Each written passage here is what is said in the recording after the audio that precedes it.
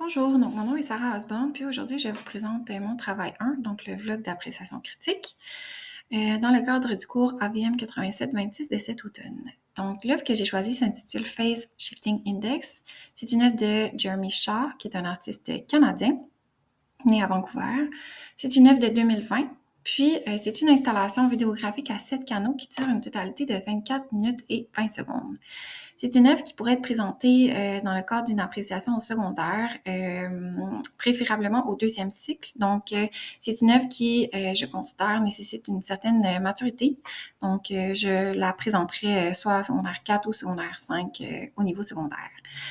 Donc, pour une introduction de l'œuvre, c'est une installation vidéo, comme j'ai mentionné, à 7 canaux qui peut être visualisée soit dans son ensemble ou séparément. Donc, comme vous voyez ici dans l'image, il y a des bancs devant chaque écran, ou presque. Donc, c'est possible de s'installer pour visionner les vidéos séparément ou de se reculer, donc dans le fond, au fond de la pièce pour s'asseoir sur les bancs qui sont plus éloignés pour voir l'œuvre dans son ensemble. Donc, c'est une œuvre qui est très immersive. Le mouvement et le son encouragent le spectateur à entrer dans l'œuvre.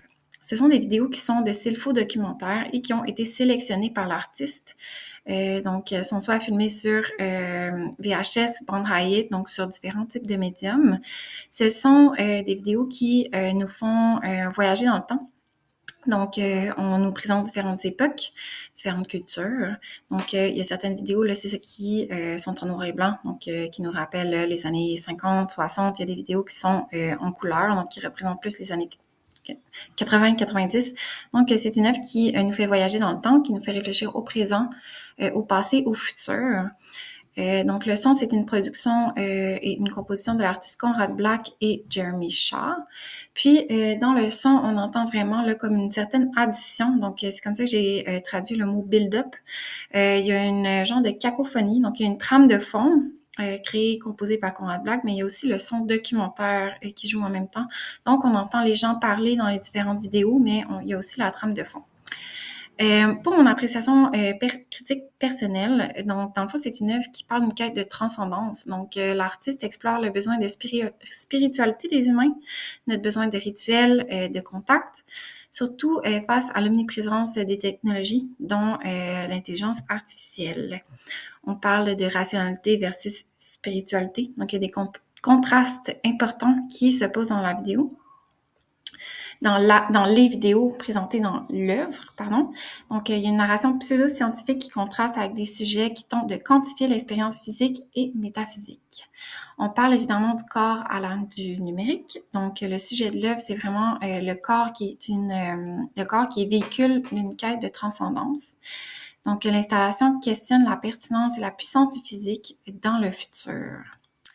Donc, mon analyse disciplinaire et artistique, ben, l'aspect le plus puissant de cette œuvre, ça réside vraiment dans son apogée, dans l'expérience sensorielle qu'elle nous offre. Après une vingtaine de minutes, les mouvements et les rythmes qui vont être d'abord séparés dans chaque vidéo vont converger et se synchroniser. Donc, les 7 écrans vont converger. Les sujets de toutes les époques et cultures vont se rejoindre dans une chorégraphie collective et hypnotique. Puis, les personnes dans les vidéos vont atteindre un état d'extase et de transe, OK, qui va être transféré au spectateur. Donc, on va vraiment ressentir ce que les personnes dans les vidéos ressentent. C'est très physique comme expérience, puis c'est pour ça que c'est une œuvre qui m'a beaucoup marquée, puis c'est pour ça que je vous en parle aujourd'hui. Donc, cette espèce de moment d'extase et de transe est suivi d'une rupture franche, donc relativement spectaculaire. L'image va se désagréger, donc il y a des effets de data moshing, donc déformation numérique volontaire. Il va y avoir des glitches de la lumière stroboscopique qui vont transformer l'installation en un genre de vortex psychédélique immersif. Donc, en tout cas, faut comme le vivre pour le voir, là. C'est très immersif, c'est très physique. Donc, c'est ça. Le son s'accélère.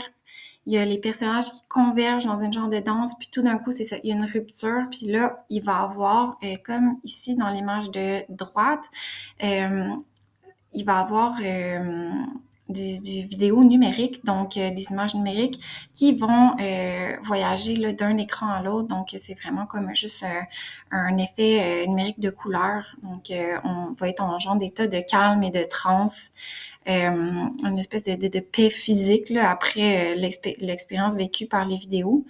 Euh, c'est très intéressant sur le plan visuel. Puis, en tout cas, je vous invite à aller en voir au moins un extrait en ligne. Donc, il y a une partie qui est disponible sur Vimeo, sur la page de l'artiste Conrad Black, l'artiste qui a créé le son. Puis, si vous allez sur YouTube, elle est aussi disponible en partie. Puis, on peut aussi entendre l'artiste Jeremy Shaw parler de cette œuvre. Donc, ici à gauche, vous avez une autre image là, des vidéos pendant l'installation. J'aimerais aussi spécifier que c'est une œuvre qui a été présentée dans plusieurs musées. Donc, elle a été présentée au Centre Pompidou à Paris.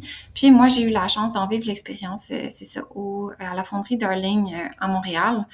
Donc, elle s'était présentée là, en lien avec le Musée d'art contemporain de Montréal.